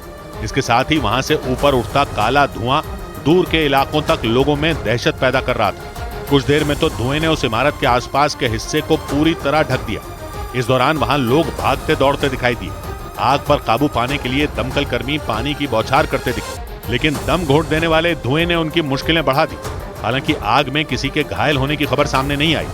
उधर रूस में पुतिन के कट्टर विरोधी बताए जाने वाले विपक्षी नेता अलेक्सी नवाल्नी की मौत के बाद उनकी पत्नी ने पुतिन पर गंभीर आरोप लगाए। उन्होंने दावा किया कि पुतिन के इशारे पर ही जेल में नवाल्नी की हत्या कर दी गई। 19 साल की सजा काट रहे नवाल्नी की मौत 4 रोज पहले जेल में संदिग्ध हालात में हुई थी, लेकिन उनकी पत्नी यूलिया नवाल्न्या ने इसे हत्या करार दिया और इसके लिए सीधे सीधे पुतिन को जिम्मेदार बताया। Vladimir Putin убил моего мужа Алексея Навального। यूलिया के मुताबिक उनके पति को जहर देकर मार दिया गया और इसलिए मौत के 4 दिन बाद भी उनका शव परिवार को नहीं सौंपा गया। यूलिया नवाल्न्या ने दावा किया कि वो जल्द ही अपने पति के हत्यारों को बेनकाब कर देंगे। If Алексея Путин убил половину меня, половину моего сердца। नवाल्नी की पत्नी ने वीडियो जारी कर पुतिन को चुनौती दे डाली। उन्होंने 2 टूक कह दिया कि उनके पति ने पुतिन के खिलाफ जो लड़ाई छेड़ रखी थी उसे वो पूरी ताकत के साथ आगे बढ़ाएंगे। Дело Алексея Навального.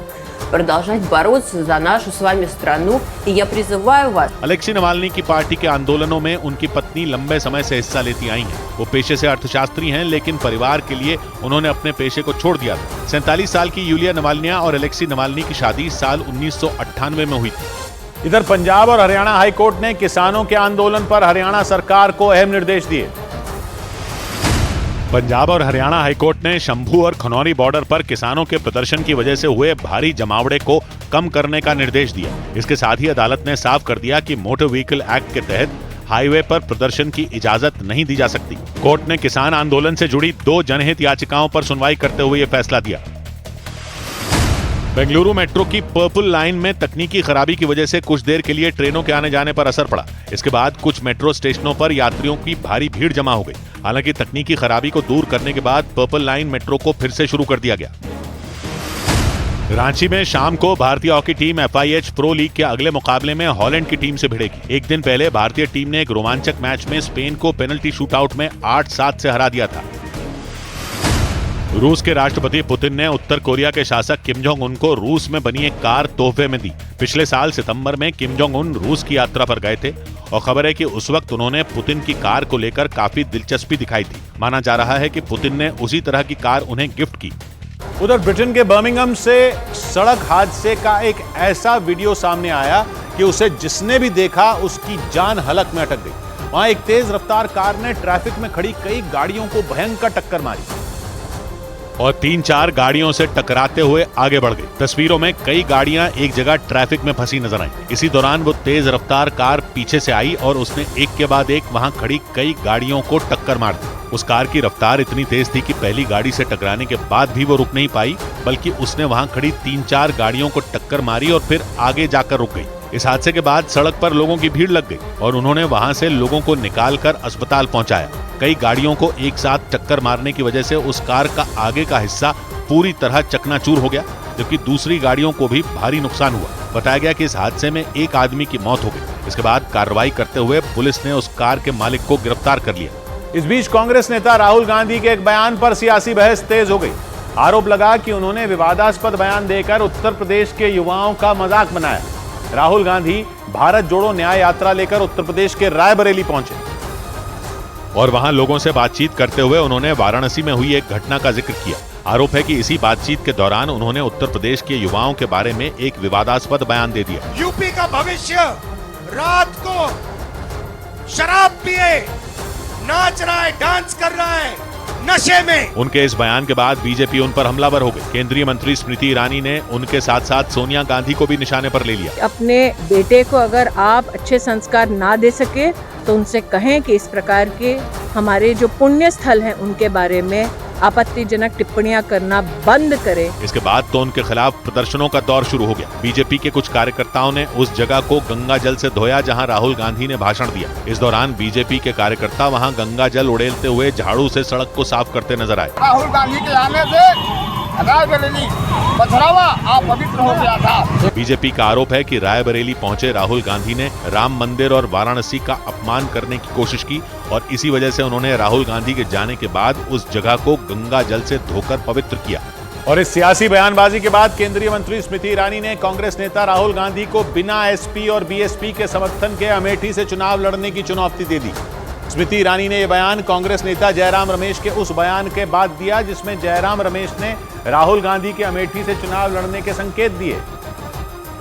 हालांकि उन्होंने इसका ऐलान नहीं किया और आखिरी फैसला कांग्रेस पार्टी की टिकट देने वाली कमेटी सीईसी पर छोड़ दिया। अगर राहुल जी को लड़ना है और उन्होंने मन बना लिया है और सीईसी मंजूरी देती है वो जरूर लड़ेंगे। लेकिन जयराम रमेश के बयान के बाद स्मृति ईरानी ने राहुल गांधी को चुनौती दे दी। स्मृति ईरानी ने राहुल को एसपी और बीएसपी की मदद लिए बिना अमेठी से चुनाव लड़ने का चैलेंज दे दिया। जयराम रमेश जी को बहुत बहुत अभिनंदन कि उन्होंने राहुल गांधी के कैंडिडेटर को अमेठी से घोषित कर दिया है, बिना अखिलेश जी के, बिना मायावती जी के और बिना वायनाड गए।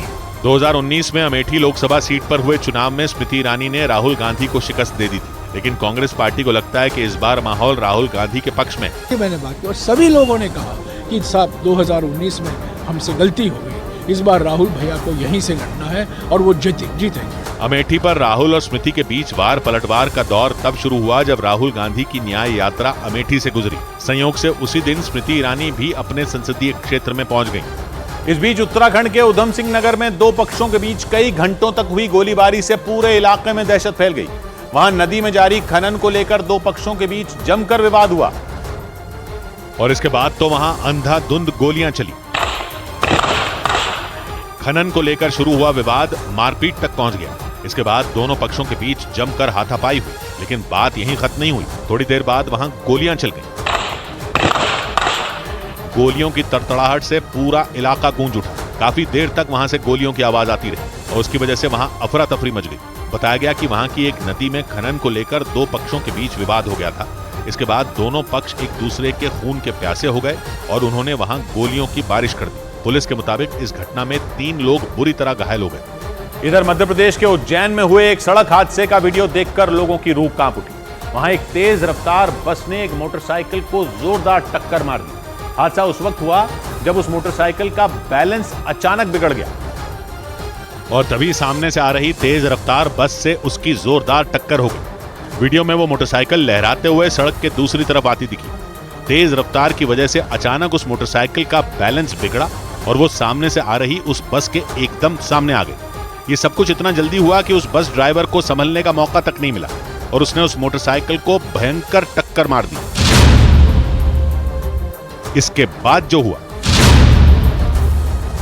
ब्रेक के बाद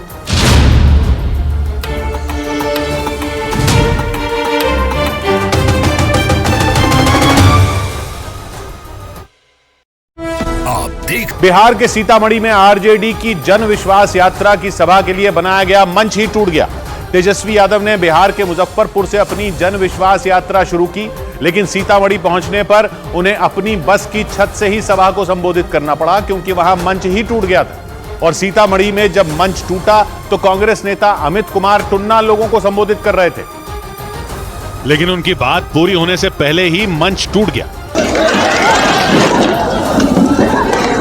इस हादसे से पहले कांग्रेस नेता अमित कुमार टुन्ना लोगों को संबोधित कर रहे थे। वो बेफिक्र दिखे क्योंकि उन्हें इस बात का अंदाजा ही नहीं था कि भाषण के बीच में ही मंच टूट जाएगा और लोग जमीन पर गिर जाएंगे। आज दिख रहा है कि धूप पे किस तरह हमारे नेता के लिए लोग इंतजार कर रहे हैं, दिख रहा है। मंच टूटते ही वहां भगदड़ मच गई। लोगों को समझ ही नहीं आया कि क्या करें। कुछ पल के लिए कांग्रेस नेता अमित कुमार टुन्ना के होश भी उड़ गए। उधर देखिए, उधर देखिए, उधर देखिए। सीतामढ़ी में यह हादसा तेजस्वी की जन विश्वास यात्रा के पहुंचने से कुछ देर पहले ही हुआ। और इसलिए आयोजकों के सामने चुनौती खड़ी हो गई, क्योंकि उन्हें समझ ही नहीं आया कि बिना मंच के तेजस्वी का भाषण कैसे होगा। इसी वजह से आयोजकों ने तुरंत नया मंच बनाने की तैयारी शुरू कर दी। क्योंकि तेजस्वी के सीतामढ़ी की सभा में पहुंचने से ठीक पहले मंच ही टूट गया। आनन फानन में आयोजकों ने जुगाड़ वाला मंच बनाने की तैयारी कर ली। आपाधापी के बीच तेजस्वी की जनविश्वास यात्रा सीतामढ़ी पहुंच गई।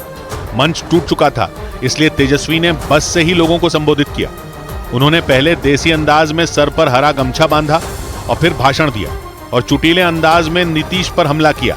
हर साल 1.5 साल बाद वोट ले लेते हैं, कभी सुना है? सीतामढ़ी में हुई इस सभा में आरजेडी के अलावा कांग्रेस के लोग भी शामिल हुए और बिहार में महागठबंधन की ताकत दिखाने की कोशिश की। तेजस्वी की ये यात्रा नीतीश कुमार की एनडीए में वापसी के कुछ दिनों बाद ही हुई, इसलिए इसे आरजेडी का शक्ति प्रदर्शन माना गया। अपनी इस यात्रा में तेजस्वी बिहार के 30 से ज्यादा जिलों का दौरा करेंगे। उन्होंने अपनी यात्रा की शुरुआत मुजफ्फरपुर से की और इसके लिए पूजा पाठ करके घर से निकले। तेजस्वी ने पटना में अपने घर पर शिवलिंग का अभिषेक किया, फिर साईं प्रतिमा के आगे पूजा की। इसके बाद उन्होंने गाय को अपने हाथ से खाना खिलाया। इस दौरान तेजस्वी के माता पिता लालू प्रसाद यादव और राबड़ी देवी उनके साथ रहे। पूजा पूरी होने के बाद तेजस्वी ने उनका आशीर्वाद लिया। यही नहीं, वो नीतीश सरकार पर निशाना साधना नहीं भूले। नीतीश जी के पास कोई विजन नहीं है, ना ही गठबंधन बदलने का कोई रीजन है। पूजा पाठ के बाद तेजस्वी ने अपनी बेटी के साथ समय बिताया।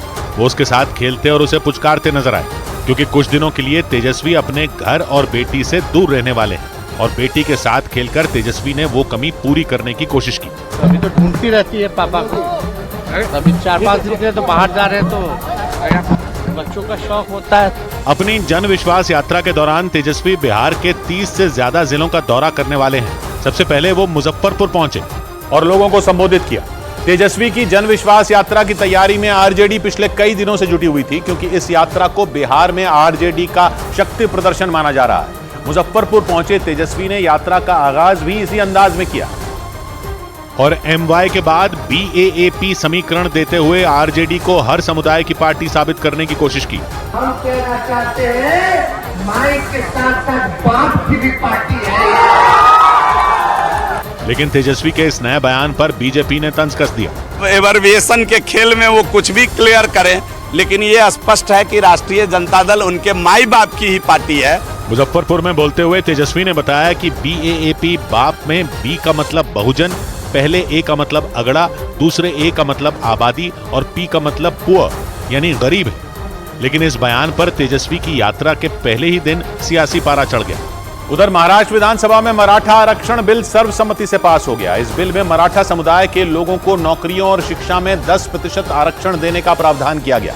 विधानसभा से पास होने के बाद इस बिल को महाराष्ट्र के विधान परिषद में पेश किया गया।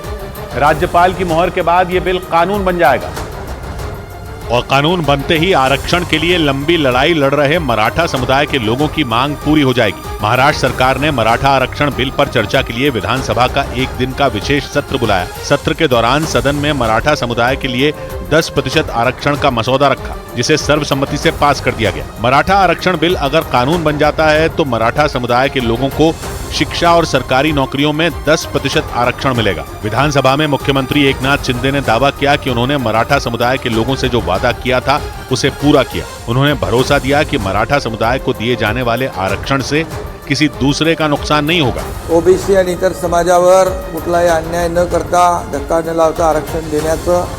मराठा आरक्षण के लिए आंदोलन करने वाले मराठा नेता मनोज जरांगे पाटिल ने महाराष्ट्र सरकार के फैसले का स्वागत किया। हालांकि उन्होंने इस बात की भी आशंका जताई कि सुप्रीम कोर्ट इस फैसले को नहीं मानेगी, क्योंकि एक दशक में ये तीसरी बार है जब महाराष्ट्र में राज्य सरकार ने मराठा समुदाय के आरक्षण के लिए सदन में बिल पेश किया हो।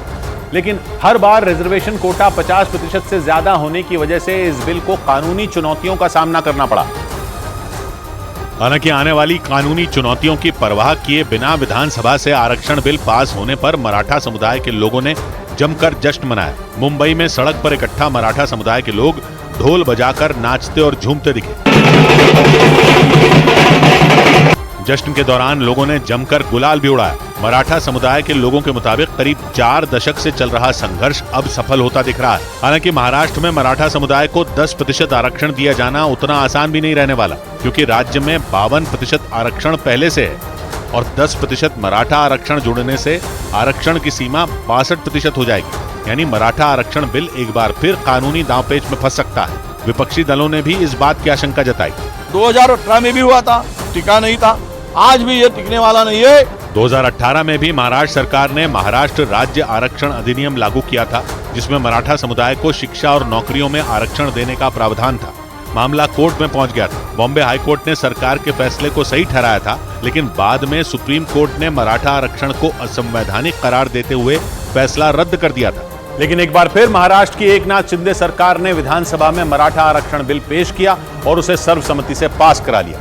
विधानसभा से मराठा आरक्षण बिल पास होने के बाद मराठा समुदाय के लोग जश्न में डूबे दिखाई दिए। विधानसभा के बाहर इकट्ठा लोगों ने भगवा झंडा लहराया और जमकर नारेबाजी की। इस दौरान कुछ लोग हाथों में मुख्यमंत्री एकनाथ शिंदे का पोस्टर लेकर जश्न मनाते और एक दूसरे पर रंग और गुलाल उड़ाते दिखे। और ऐसा लगा जैसे विधानसभा के बाहर लोग होली मना रहे हों। विधानसभा से मराठा आरक्षण बिल पास होने की खुशी में मराठा समुदाय के लोगों ने जमकर गुलाल उड़ाया। जश्न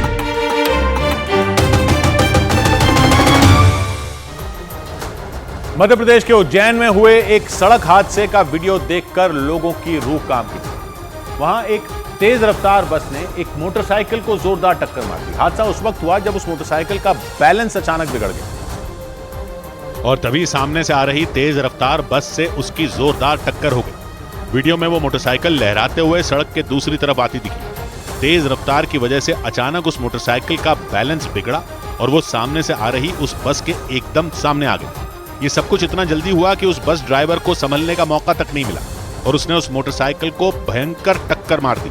टक्कर होते ही उस मोटरसाइकिल पर सवार दोनों लोग दूर जाकर गिर गए, जबकि वो मोटरसाइकिल घिसटते हुए थोड़ी दूर तक चली गई। वहीं उस मोटरसाइकिल को बचाने की कोशिश में वो बस भी सड़क पर लगे एक खंबे में जाकर टकरा गई। इसके बाद उस बस में सवार सभी लोग बाहर आए और उन्होंने उन दोनों को अस्पताल में भर्ती करवाया। बताया गया कि इस हादसे में एक मोटरसाइकिल सवार की मौत हो गई, जबकि दूसरा गंभीर रूप से घायल हुआ। उधर रूस का एक मी-8 हेलीकॉप्टर यूक्रेन को सौंपने वाले रूसी पायलट की यूरोप के देश स्पेन में गोली मारकर हत्या कर दी गई। उसने पिछले साल अगस्त महीने में यूक्रेन की सेना के सामने सरेंडर कर दिया था। इसी वजह से रूस में उसके खिलाफ देशद्रोह के आरोप लगाए गए थे। और सरेंडर के करीब 8 महीने बाद रूस के उस पायलट का शव गोलियों से छलनी किया हुआ बरामद किया गया। यूक्रेन ने इस बात की पुष्टि की कि स्पेन के अलिकांते शहर में जो शव मिला वो रूस के पूर्व पायलट का है। यूक्रेन के मीडिया के मुताबिक उस पायलट ने पिछले साल अगस्त महीने में मी-8 हेलीकॉप्टर के साथ यूक्रेन की सेना के सामने सरेंडर कर दिया था। हेलीकॉप्टर में रूस के 2 और सैनिक भी मौजूद थे, जिन्हें यूक्रेन की फौज ने मार गिराया था। लेकिन यूक्रेन की सरकार ने सरेंडर करने वाले उस रूसी पायलट को इनाम के तौर पर मोटी रकम दी थी। दावा किया गया कि उसे करीब $5 लाख यानी भारतीय रुपयों में 4 करोड़ से ज्यादा रुपए दिए गए थे। यूक्रेन के मीडिया के मुताबिक इनाम की रकम लेकर रूस का वो पायलट यूक्रेन से स्पेन चला गया था, लेकिन अचानक उसका शव मिलने से सनसनी फैल गई। यूक्रेन ने उस पायलट की मौत के पीछे रूस का हाथ होने की आशंका जताई। उधर राजस्थान पुलिस ने भर्ती परीक्षाओं के पेपर लीक के मास्टरमाइंड को गिरफ्तार करने का दावा किया। राजस्थान में भर्ती परीक्षाओं के पेपर लीक मामले के एक और मास्टरमाइंड हर्षवर्धन को गिरफ्तार कर लिया गया। दावा है कि उसे राजस्थान एसआईटी ने नेपाल सीमा से गिरफ्तार किया। राज्य के मुख्यमंत्री बनते ही भजनलाल ने इस मामले की जांच के लिए एसआईटी गठित कर दी थी। जो भी लोग हैं इन्वॉल्व उस पर चौतरफा वार कर रहे हैं हम। आर्यन खान ड्रग्स मामले में रिश्वत मांगने के आरोपी समीर वानखेड़े को बॉम्बे हाई कोर्ट से बड़ी राहत मिल गई। अदालत ने उनकी गिरफ्तारी पर 1 मार्च तक रोक लगा दी। समीर वानखेड़े ने ईडी की तरफ से दर्ज मामले में गिरफ्तारी से बचने के लिए हाई कोर्ट में अग्रिम जमानत की अर्जी दाखिल की थी।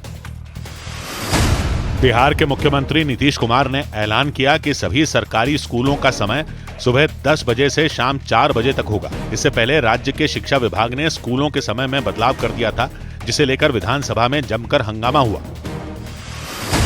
विदेश मंत्री एस जयशंकर ने हथियारों के मुद्दे पर पाकिस्तान का जिक्र कर पश्चिमी देशों को आईना दिखाया। उन्होंने दो टूक कहा कि पश्चिमी देश हथियारों की सप्लाई करने के लिए भारत से ज्यादा पाकिस्तान को तरजीह देते थे। हालांकि विदेश मंत्री के मुताबिक पिछले 10 से 15 साल में अमेरिका समेत पश्चिमी देशों की ये नीति बदल चुकी है। इधर समाजवादी पार्टी ने लोकसभा चुनाव के उम्मीदवारों की तीसरी लिस्ट जारी कर सबको चौंका दिया, क्योंकि अब तक न तो कांग्रेस के साथ सीटों के बंटवारे पर उसने कोई फैसला लिया और न ही गठबंधन टूटने का औपचारिक ऐलान हुआ। जबकि सूत्रों से आई खबर के मुताबिक कांग्रेस और समाजवादी पार्टी में सीटों के बंटवारे पर कोई सहमति नहीं बनी, जिसके बाद दोनों पार्टियों ने अकेले चुनाव लड़ने का फैसला कर लिया। इस खबर पर समाजवादी पार्टी के उम्मीदवारों की तीसरी लिस्ट ने भी मोहर लगाने का काम किया, जिसमें 5 उम्मीदवारों के नाम आए। अब तक समाजवादी पार्टी यूपी की 80 सीटों में 32 सीटों पर उम्मीदवारों का ऐलान कर चुकी है। हालांकि कांग्रेस ने गठबंधन टूटने की खबरों को खारिज किया। It is in final stage, any time it can be finalised. सूत्रों के मुताबिक यूपी की 17 सीटें कांग्रेस को देने पर समाजवादी पार्टी सहमत हो गई थी, लेकिन आखिरी पलों में कांग्रेस पार्टी ने देवरिया, बहराइच और अमरोहा सीटों की मांग कर दी। सूत्रों का दावा है कि इन 3 में देवरिया और अमरोहा सीट देने पर अखिलेश राजी थे, लेकिन इन 2 सीटों के बदले कांग्रेस के सामने दूसरी कोई 2 सीटें छोड़ने की शर्त रखी गई। हालांकि ज्यादा विवाद रामपुर और मुरादाबाद सीटों पर होने की खबर है। 2019 में ये दोनों सीटें समाजवादी पार्टी ने जीती थी और सूत्रों के मुताबिक कांग्रेस ने ये दोनों सीटें मांग ली, जिस पर बात बिगड़ गई। उधर आंध्र प्रदेश के विशाखापट्टनम में 50 देशों की नौसेना के सामने भारतीय सेना ने अपनी ताकत दिखाई। एक दिन पहले शुरू हुए मिलन 2024 सैन्य अभ्यास में नौसेना के लड़ाकू विमानों ने अपना दम दिखाया और नौसेना के लड़ाकू विमान आसमान से गोले बरसाते नजर आए। इस युद्धाभ्यास में पहली बार आईएनएस विक्रांत और आईएनएस विक्रमादित्य ने हिस्सा लिया। वहां से आई तस्वीरों में नौसेना के कई लड़ाकू विमान आईएनएस विक्रांत के ऊपर हैरतअंगेज अंदाज में उड़ान भरते नजर आए। इस दौरान जवानों को विमान से समंदर में उतारने और चढ़ाने का भी अभ्यास किया गया। इसके अलावा नौसेना के पैराट्रूपरों ने भी आसमान में अपना दम दिखाया। उन पैराट्रूपरों ने 50 देशों की नौसेना के सामने कई करतब दिखाए और आसमान में भारत का झंडा लहराया। एक दिन पहले विशाखापट्टनम में शुरू हुए इस सबसे बड़े युद्धाभ्यास मिलन 2024 में अमेरिका, ऑस्ट्रेलिया और जापान समेत 50 देशों ने हिस्सा लिया। इस युद्धाभ्यास के दौरान भारतीय नौसेना का दमखम देखने के लिए वहां लोगों की भारी भीड़ दिखाई दी। इस बीच अमेरिका के कैलिफोर्निया में तूफानी बारिश ने जमकर तबाही मचाई। वहां 2 दिन से जारी बारिश से हालात इतने बिगड़ गए कि लोगों का घरों से निकलना तक मुश्किल हो गया, क्योंकि जोरदार बारिश ने वहां की सड़कों को दरिया में तब्दील कर दिया। 2 दिन से जारी जोरदार बारिश की वजह से वहां के कई नदी और नाले उफान पर आ गए और उसकी वजह से वहां की सड़कें पानी में डूबी नजर आईं। इसके अलावा वहां चल रही तूफानी हवाओं ने भी लोगों की मुश्किलें बढ़ा दी। वहां की सड़कों पर बड़े बड़े पेड़ गिरे नजर आए और उन पेड़ों के नीचे कई गाड़ियां भी दबी दिखाई दी। ऐसे में प्रशासन ने लोगों को घरों में ही रहने की सलाह दी। बताया गया कि जोरदार बारिश की वजह से वहां के कई रास्ते बंद कर दिए गए। साथ ही वहां से उड़ने वाली तमाम फ्लाइटों पर भी रोक लगा दी गई, क्योंकि वहां के मौसम विभाग के मुताबिक आने वाले दिनों में भी वहां जोरदार बारिश जारी रहेगी। उधर जेलेंस्की ने यह मान लिया कि रूस की सेना यूक्रेन में उनकी फौज पर भारी पड़ रही है। यूक्रेन के राष्ट्रपति जेलेंस्की ने माना कि यूक्रेन के कई इलाकों में हालात उनकी सेना के लिए अच्छे नहीं हैं। उन्होंने यह भी माना कि रूसी सेना लगातार कई इलाकों पर कब्जा कर रही है। जेलेंस्की ने हथियारों की भारी कमी को इन हालात के लिए जिम्मेदार ठहराया। Важка ситуація на кількох частинах фронту, саме там, де російські війська. पाकिस्तान पीपल्स पार्टी के अध्यक्ष बिलावल भुट्टो जरदारी ने ऐलान किया कि वो शहबाज शरीफ को पीएम बनाने के लिए नवाज शरीफ की पार्टी पीएमएलएन का समर्थन करेंगे, लेकिन इसके साथ ही उन्होंने साफ कर दिया कि नवाज शरीफ की पार्टी को उनकी शर्तें माननी होंगी। उन्होंने ये भी दावा किया कि उनके पिता आसिफ अली जरदारी पाकिस्तान के नए राष्ट्रपति बनेंगे। ब्रिटेन के सभी स्कूलों में मोबाइल फोन के इस्तेमाल पर रोक लगा दी गई। यूके के प्रधानमंत्री ऋषि सुनक ने सोशल मीडिया के जरिए एक वीडियो भी शेयर किया, जिसमें उन्होंने ये दिखाने की कोशिश की कि मोबाइल के इस्तेमाल से क्लासरूम में किस तरह की परेशानी होती है। अमेरिका में एडल्ट फिल्मों की एक्ट्रेस कैग्नी लिन कार्टर ने अपने घर में खुदकुशी कर ली। अमेरिकी पुलिस के मुताबिक वो डिप्रेशन में चल रही थी। इधर एआईएमआईएम सांसद असदुद्दीन ओवैसी ने फिर एक बार विवादास्पद बयान देकर बवाल खड़ा कर दिया। उन पर बाबरी मस्जिद से जुड़ा बयान देकर मुसलमानों को भड़काने के आरोप लगे। इस बार तो उन्होंने बीजेपी के साथ ही दूसरी पार्टियों को भी घेर लिया और एक रैली के दौरान बाबरी मस्जिद के मुद्दे पर कांग्रेस समेत तमाम विपक्षी पार्टियों पर निशाना साधा। इनसे एक ही बात पूछो, क्या तुम अपनी जबान से बाबरी मस्जिद बोल सकते नहीं बोल सकते? हालांकि बीजेपी ने बाबरी मस्जिद पर दिए उनके बयान पर पलटवार करने में देर नहीं की। न बाबर रहेगा, न बाबरी रहेगी, न बाबरवादी रहेंगे। इस तरह के विवादास्पद बयान देने का ये कोई पहला मामला नहीं है। अयोध्या के राम मंदिर प्राण प्रतिष्ठा समारोह के बाद भी असदुद्दीन ओवैसी पर इसी तरह के भड़काऊ बयान देने के आरोप लगे थे। उधर राजस्थान के भरतपुर में मामूली विवाद के बीच एक लड़के को ट्रैक्टर से रौंद दिया गया। इसके बाद तो वहां ऐसा बवाल मचा कि पूरा इलाका जंग के मैदान में बदल गया। आरोप है कि वहां एक घर बनाने के लिए सामान लेकर पहुंचे ट्रैक्टर ने घर के सामने बनी नाली को तोड़ दिया। इसके बाद जब लोगों ने उस ट्रैक्टर वाले को रोकने की कोशिश की तो उसने ट्रैक्टर को पूरी ताकत से दौड़ा दिया और फिर तो जो भी सामने आया वो उसका शिकार बन गया। वीडियो में दिखा कि उस ट्रैक्टर वाले को रोकने के लिए कुछ लड़के भागे, लेकिन उसने रुकने का नाम ही नहीं लिया।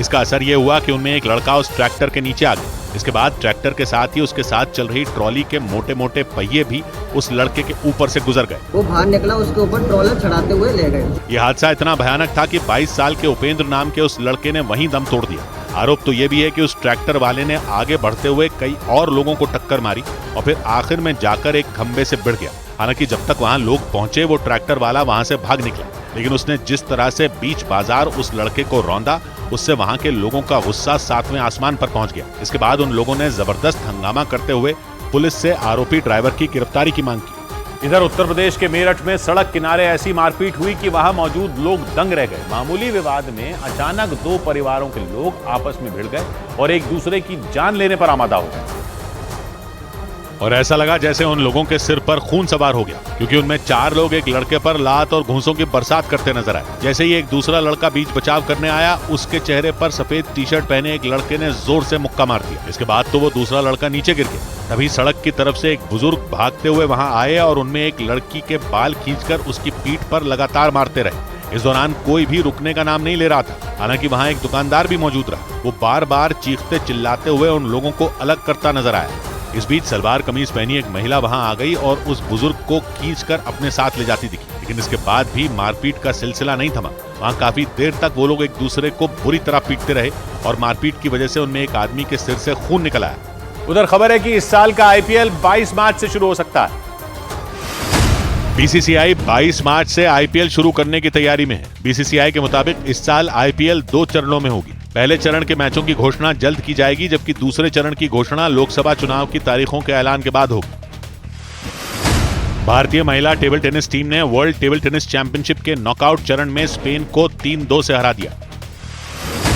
यूरोप के देश स्पेन के रिबेरा देल दुएरो इलाके में बदमाशों ने करीब $27 लाख यानी भारतीय रुपयों में 22 करोड़ रुपए की शराब को बर्बाद कर दिया। उन बदमाशों ने कई कंटेनरों में रखी शराब को बहा दिया।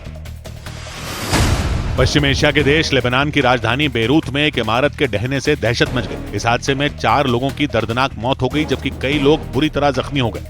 इधर दिल्ली के बुराड़ी इलाके में उस वक्त हड़कंप मच गया जब वहां यमुना नदी में डूबने से 3 लड़कों की मौत हो गई। बताया गया कि 10वीं क्लास में पढ़ने वाले 4 लड़के वहां शाम के वक्त नदी में तैराकी करने गए, लेकिन इसी दौरान वो डूबने लगे। बाद में सूचना मिलने पर पहुंची रेस्क्यू टीम ने 3 बच्चों के शव नदी से बरामद कर लिए। चौथे लड़के का पता लगाने की कई घंटों तक तलाश की गई, लेकिन अंधेरे की वजह से रेस्क्यू अभियान को बीच में रोकना पड़ा। चारों बच्चों की उम्र 15 से 17 साल के बीच बताई गई। दिल्ली के नजदीक उत्तर प्रदेश के वो गाजियाबाद के रहने वाले थे। रेस्क्यू टीम ने बताया कि अंधेरा छटने पर सुबह चौथे लड़के की तलाश दोबारा शुरू की जाएगी। उधर मध्य प्रदेश के ग्वालियर में हुए भीषण सड़क हादसे ने लोगों के रोंगटे खड़े कर दिए। वहां एक बेकाबू ट्रैक्टर ने बीच सड़क पर एक मोटरसाइकिल सवार की जान ले ली। इसके बाद तो लोग भड़क गए और उन्होंने उस ट्रैक्टर में तोड़फोड़ कर उसे आग के हवाले कर दिया और गुस्साई भीड़ ने सड़क के दोनों तरफ जाम लगा दिया। वहां जोरदार टक्कर लगने की वजह से उस मोटरसाइकिल के परखचे उड़ गए और उसके टुकड़े सड़क पर बिखरे दिखाई दिए। इस दौरान उस ट्रैक्टर के पास शव रखकर लोग हंगामा करते नजर आए। हालांकि बड़ी संख्या में मौजूद लोगों को वहां से हटाने के लिए पुलिसकर्मी भी गश्त लगाते दिखे, लेकिन दर्दनाक हादसे से नाराज लोग पुलिस से ही बहस करते दिखाई दिए। वहीं पुलिस के अधिकारी उनसे बार बार अपील करते रहे। इस दौरान वहां लोगों ने एक तरह से सड़क पर अपना कब्जा जमा लिया। इतना ही नहीं, भीड़ ने पुलिस वालों को चारों तरफ से घेर लिया और आरोपी ट्रैक्टर ड्राइवर की गिरफ्तारी की मांग की। बच्चे की नौकरी और 50 लाख रुपए चाहिए। ग्वालियर में यह हादसा उस वक्त हुआ जब वो मोटरसाइकिल वहां से गुजर रही थी। इस हादसे में मोटरसाइकिल सवार की जान चली गई और 2 लोग बुरी तरह घायल हो गए। उधर गाजा में युद्ध विराम के मसले पर अब तक इजरायल का समर्थन करने वाले अमेरिका ने यू टर्न ले लिया। अमेरिका ने यू टर्न लेते हुए गाजा में अस्थायी युद्ध विराम के लिए सुरक्षा परिषद में लाए गए प्रस्ताव की पैरवी की। इसके साथ ही अमेरिका ने इजरायली सेना की उस कार्रवाई का भी विरोध किया जिसके तहत नेतन्याहू के सैनिक रफा समेत दक्षिणी गाजा के कुछ दूसरे इलाकों में जमीनी कार्रवाई को अंजाम दे रहे हैं। उतार चढ़ाव भरे कारोबार के बीच निफ्टी पहली बार 22,200 के स्तर को पार कर गया। हालांकि ऊपरी स्तरों पर मुनाफा वसूली के बावजूद इंडेक्स दिन के ऊपरी स्तर के करीब बंद होने में कामयाब रहा। इसके अलावा बीएसई के लार्ज कैप शेयरों में मिड कैप और स्मॉल कैप शेयरों के मुकाबले ज्यादा तेजी रही। इसकी वजह से बॉम्बे स्टॉक एक्सचेंज का सेंसेक्स 394 अंक चढ़कर 73,057 पर बंद हुआ, तो निफ्टी 74 अंकों की तेजी के साथ 22,196 के स्तर पर पहुंच गया। गोवा में शाम को होने वाली जैकी भागनानी और रकुल प्रीत की शादी में कई फिल्मी कलाकार शामिल होंगे। इस शादी में शामिल होने के लिए एक्टर आयुष्मान खुराना, अर्जुन कपूर और शिल्पा शेट्टी समेत कई कलाकार गोवा पहुंच चुके हैं। इधर प्रधानमंत्री नरेंद्र मोदी 24 फरवरी को अन्न भंडार योजना का शुभारंभ करने वाले हैं। इस योजना के तहत सरकार देश भर में 63,000 बड़े बड़े गोदामों का निर्माण करवाएगी। एनसीसीएफ यानी national cooperative consumers federation of India ने बताया कि पहले चरण में राजस्थान, कर्नाटक, महाराष्ट्र और उत्तर प्रदेश में ये गोदाम बनाए जाएंगे। 24 फरवरी को प्रधानमंत्री नरेंद्र मोदी वीडियो कॉन्फ्रेंसिंग के जरिए इनका शिलान्यास करेंगे। गोदामों के निर्माण के जरिए सरकार का लक्ष्य अनाज की बर्बादी को कम करने का है। एनसीसीएफ से मिले आंकड़ों के मुताबिक हर साल देश की पैदावार का 6% अनाज सही रखरखाव की कमी की वजह से खराब हो जाता है। उधर गाजा में हमास से जारी जंग के बीच इजरायल ने लेबनान में अब तक का सबसे बड़ा हमला कर दिया।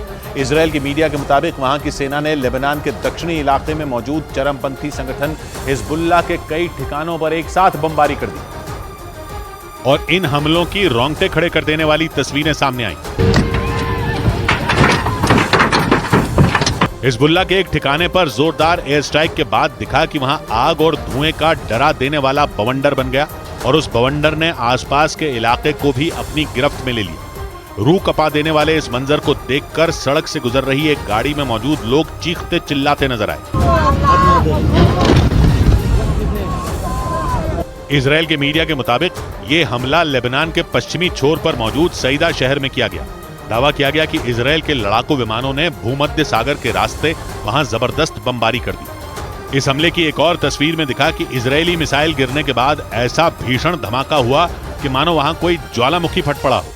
अल्लाहु अकबर! लेकिन इजरायल की फौज ने उस इलाके में हिजबुल्लाह के सिर्फ एक ही ठिकाने को निशाना नहीं बनाया, बल्कि एक साथ कई ठिकानों पर तबाही मचा दी। इजरायल ने इन ताबड़तोड़ हमलों के जरिए एक रोज पहले अपनी उत्तरी सीमा में हुए ड्रोन हमले का बदला लेने का दावा किया। उस ड्रोन हमले का आरोप हिजबुल्लाह के लड़ाकों पर लगाया गया था और अब इजरायल ने हिजबुल्लाह को उसी की भाषा में जवाब देने का दावा किया। लेबनान के सईदा में हुए हमले के बाद की तस्वीरों में दिखा कि जिस जगह पर बारूद बरसाया गया वहां भीषण आग लग गई।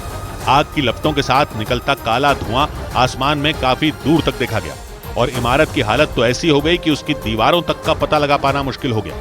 इजरायल के मीडिया के मुताबिक जिस इमारत पर मिसाइल गिराई गई वो चरमपंथी संगठन हिजबुल्लाह का एक गुप्त ठिकाना था और वहां खतरनाक ड्रोन और मिसाइलें रखी गई थी जो इजरायल के इस हमले में बर्बाद हो गई। लेकिन लेबनान ने इजराइल पर आम लोगों को टारगेट करने का आरोप लगाया और दावा किया कि उसके हमलों की चपेट में आने की वजह से सईदा इलाके में 14 लोग बुरी तरह घायल हो गए। लेकिन इजरायल ने साफ कर दिया कि लेबनान में उसके निशाने पर सिर्फ और सिर्फ हिजबुल्लाह के लड़ाके हैं, क्योंकि हमास का समर्थन करने वाला चरमपंथी संगठन हिजबुल्लाह जंग की शुरुआत से ही इजरायल के उत्तरी इलाके में हमले करते आया और यही वजह रही कि इजरायल ने लेबनान में घुसकर उसके ठिकानों पर कहर बरपा दिया। इजरायल की उत्तरी सीमा से लगने वाले लेबनान के कई इलाकों में हमले किए गए। इजरायल की ओर से जारी किए गए वीडियो में दिखा कि एकदम शांत पड़े एक इलाके में अचानक जोरदार धमाका हो गया। यह विस्फोट इतना जबरदस्त हुआ कि इससे निकली आग की लपटों ने पूरी इमारत को घेर लिया।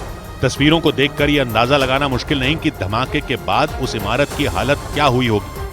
इजरायल की फौज ने इस तरह के हमलों में हिजबुल्लाह के आधा दर्जन से ज्यादा ठिकानों को मिट्टी में मिलाने का दावा किया।